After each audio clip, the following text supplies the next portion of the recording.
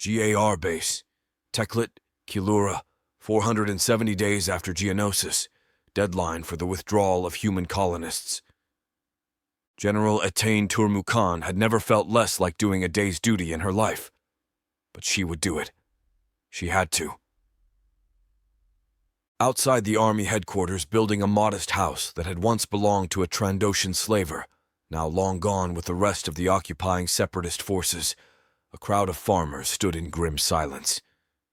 She paused in front of the doors and prepared to step outside to reason with them. "You have to leave. It's the deal we did, remember?" "I don't think you should handle this, ma'am," said the garrison's commander, Levitt. His yellow-trimmed helmet was tucked under one arm, a fit, clean-shaven, black-haired man in his 20s, so much like Darman that it hurt. "Let me talk to them." He was a clone like Dar, exactly like Dar, exactly like every other clone in the Grand Army of the Republic, although without Dar's permanent expression of patient good humor. He had those same dark eyes that gave Etain a pang of loneliness and yearning at the constant reminder that Dar was... where? At that moment she had no idea. She could feel him in the Force, as she always could, and he was unharmed. That was all she knew. She made a mental note to contact Ordo later to check his location. "Ma'am," said Levitt a little more loudly, "are you all right? I said I'll do this." Etain made a conscious effort to stop seeing Darman in Levitt's face. "Responsibility of rank, Commander." Behind her she heard a faint, silken rustle like an animal moving. "But thank you." "You need to be careful," said a low, liquid voice, "or we'll have your nasty little sergeant to answer to." Janart brushed past Etain's legs. The Gurlanen shapeshifter was in her true form of a sleek black carnivore, but she could just as easily have transformed herself into the exact replica of Levitt or Etain. Nasty little sergeant. Sergeant Cal Skirata Short, ferocious, angry, had exiled her here for a few months. She'd fallen from grace with him. Now that she was several months pregnant, she'd started to understand why. "I am being careful," Etain said. "He holds me responsible for your safety." "You're scared of him, aren't you?" "And so are you, girl."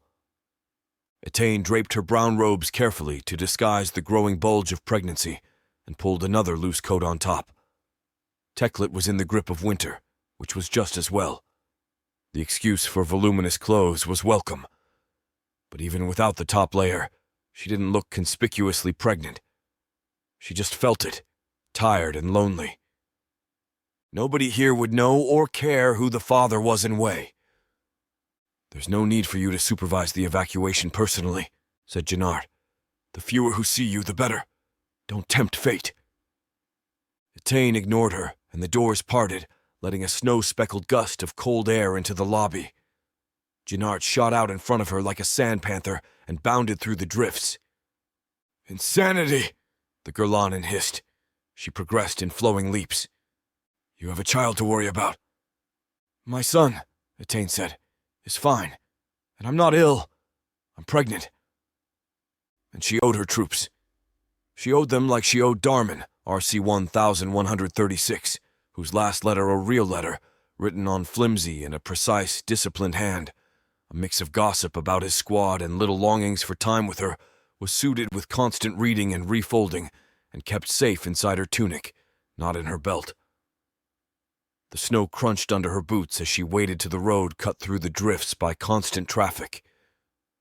It was a brilliantly sunny day, blindingly bright, a lovely day for a walk if this had been a normal life, and she had been an ordinary woman. It's hard not to tell him. It's hard not to mention the baby when he asks how I am. His baby. But Skirata forbade her to tell him. She almost understood why. Jannar continued her progression of controlled leaps. She probably hunted that way, Etain thought, pouncing on small animals burrowed deep in the snow. Skirata will be furious if you miscarry. Maybe not. He was angry enough when he found out I was pregnant. I'm not going to risk upsetting Cal.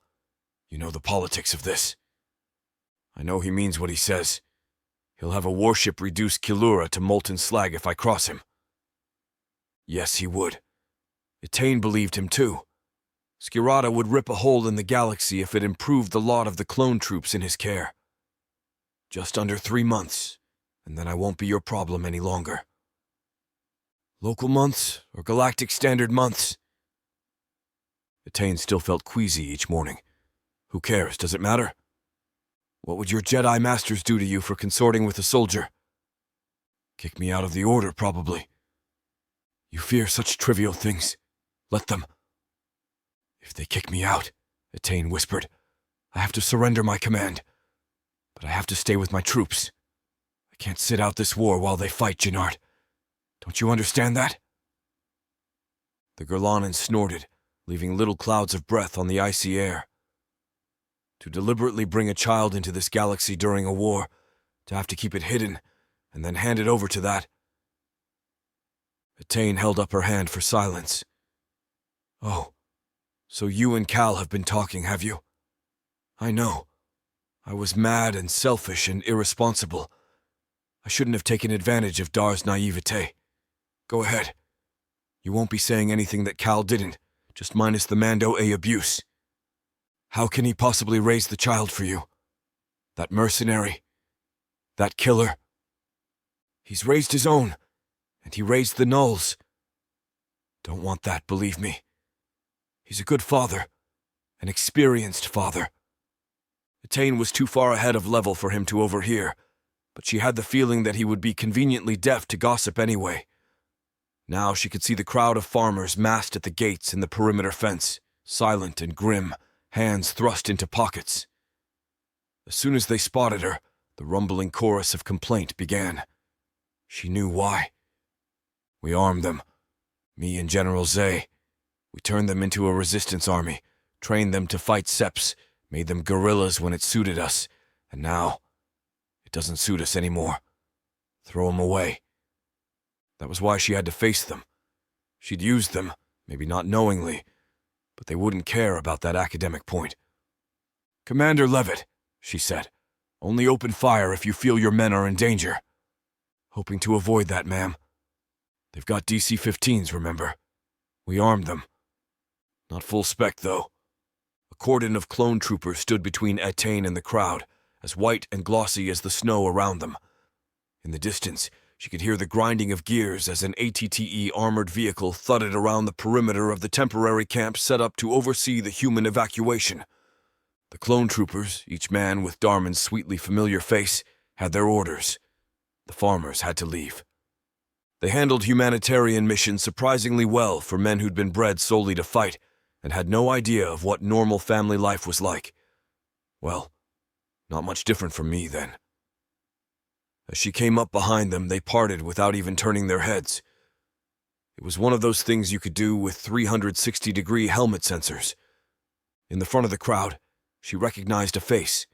She knew nearly all of them, inevitably, but Hefrar Birhan's eyes were the most difficult to meet. You proud of yourself, girl?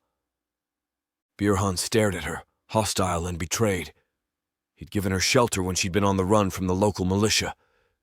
She owed him more than kicking him out by force, tearing him away from the only home he'd ever known. I'd rather do my own dirty work than get someone else to do it, said Etain. But you can start over, and the Gurlanens can't. Oh ha! That's the government line all of a sudden, since we served our purpose and cleared the planet for you. The farmers had weapons, as farmers always did, most of which were old rifles for dealing with the G-Dans that attacked grazing Merly herds, but some also had their Republic-issue Deces. They held them casually, some just gripped in their hands, others resting in the crooks of their arms or slung across their backs. But Etain could feel the tension rising among both them and the line of troopers. She wondered if her unborn child could sense these things in the Force yet. She hoped not. He had enough of a war waiting for him. I preferred you to hear it from me than from a stranger. Not true. She was here to hide her pregnancy. She couldn't help thinking that the awful duty served her right for deceiving Darman. You have to leave, you know that. You're being given financial aid to start over. There are established farms waiting for you on Kebbalar. It's a better prospect than Kilura. It's not home, said a man standing a little behind Birhan, and we're not going. Everyone else left weeks ago. Except 2,000 of us that haven't, girl. Birhan folded his arms. The sound of the ATT had stopped, and every wild noise carried on the still, cold air.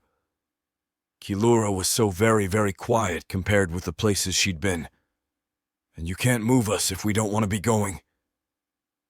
It took Attain a moment to realize he meant violence rather than forced persuasion, and she felt a little ripple of anxiety in some of the troops. She and Levet had been authorized, ordered to use force if necessary. Jenart slipped forward between the troops and sat on her haunches, and some of the farmers stared at her as if she were some exotic pet or hunting animal. Of course, they'd probably never seen a Gurlanin, or at least hadn't realized they had. There were so few of them left, and they could take any form they pleased. The Republic will remove you, farmer, because they fear us, Jenart said. In this war you now count for nothing. We use the power we have. So go while you can. Birhan blinked at the Gurlanin for a few moments. The only four-legged species the farmers saw were their animals, and none of them talked back. This is a big planet. There's plenty of room for all of us.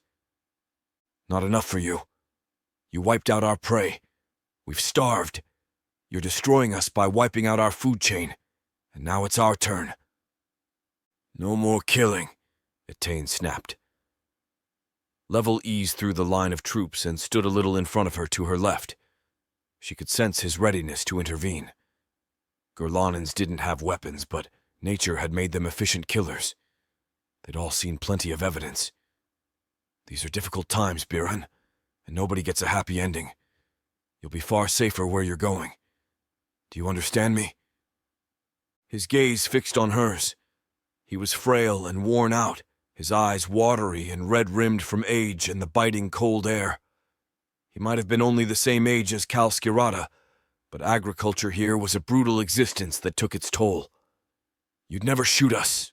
You're a Jedi. You're all full of peace and pity and stuff.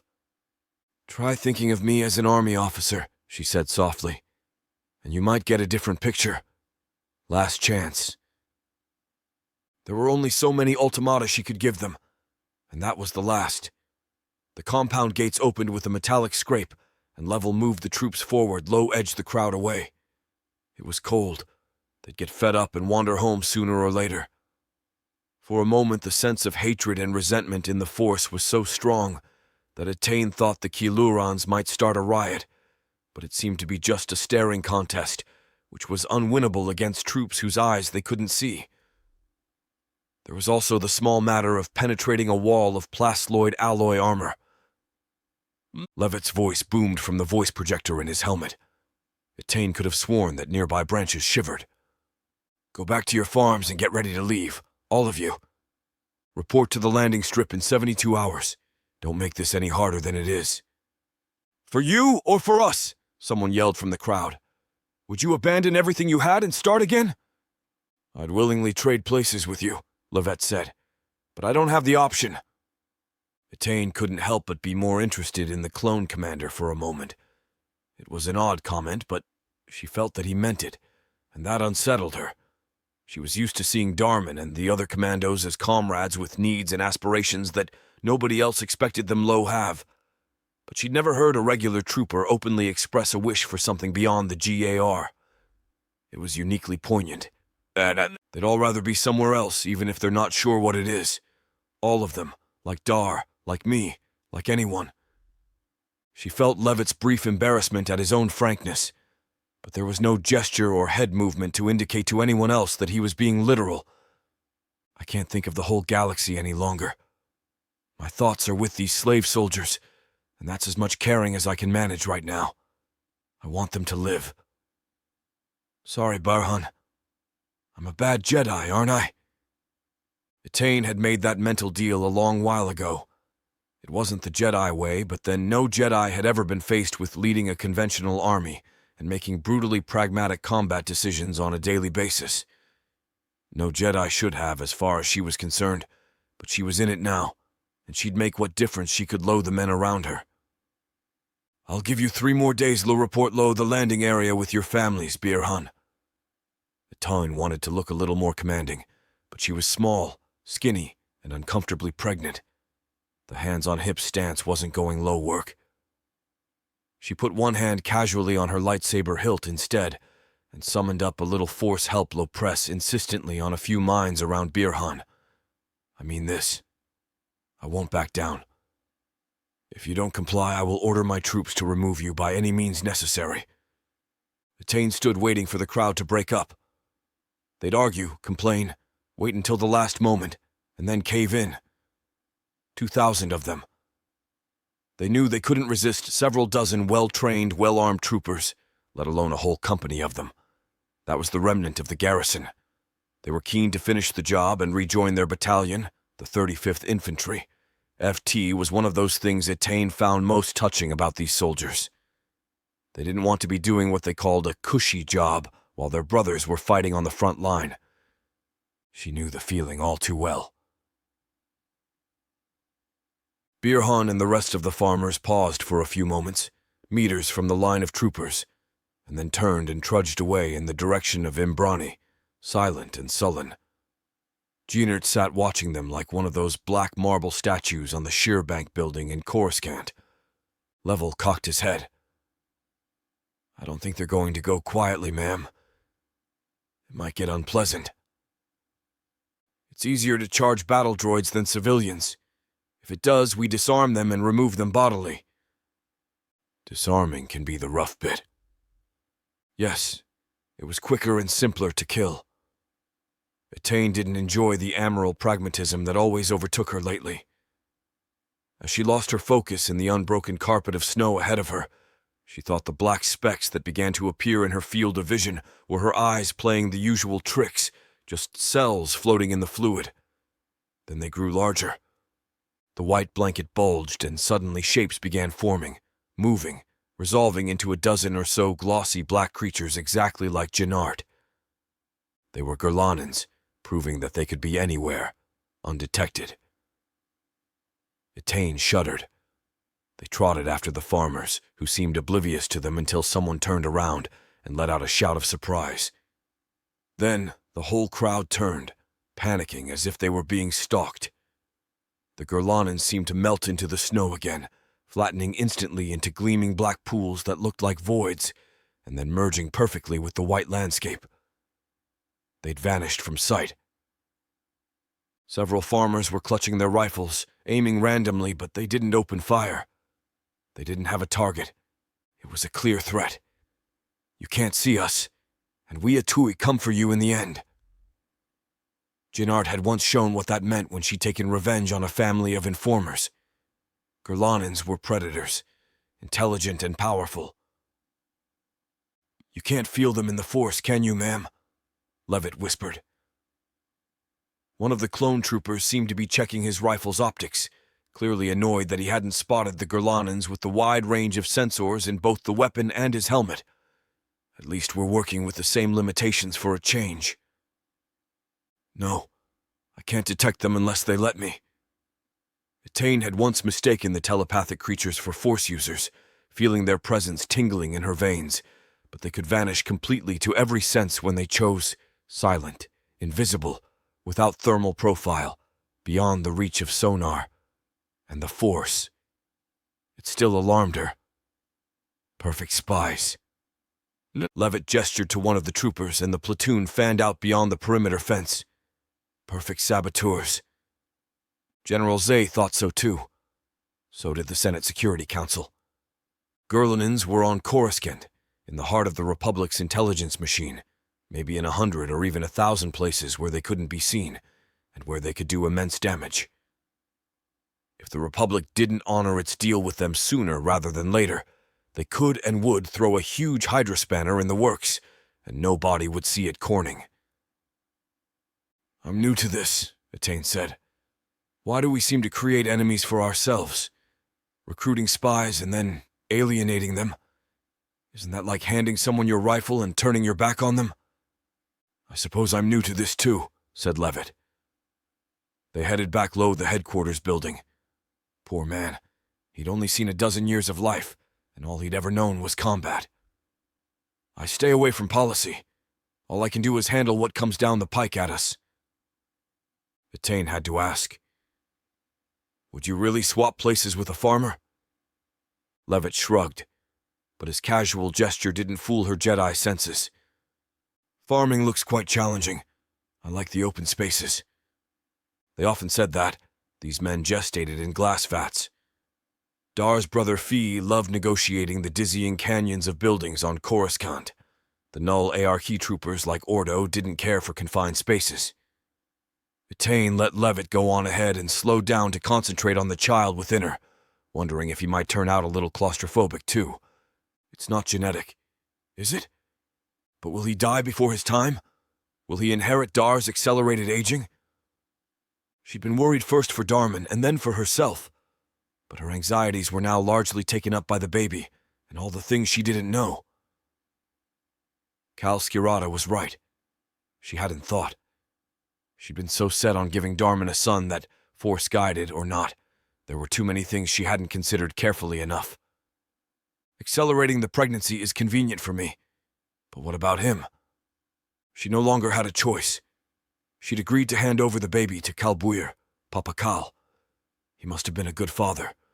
His clones clearly adored him, and he treated them all as if they were his own flesh and blood. Her son, and it took all her strength not to name him, would be fine with him. He had to be. Her Force awareness told her that her son would touch and shape many lives. Cal won't even let me give him a name. She could make a run for it, but she knew Cal Skirata would find her wherever she hid.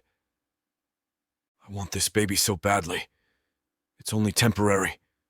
When the war's over, I'll get him back, and will he even know me? Jinart brushed past her legs, reminding her suddenly of Wallen Vow's hunting animal, a half-wild strill called Lord Myrtilin. The Gurlanin glanced back at her with vivid orange eyes.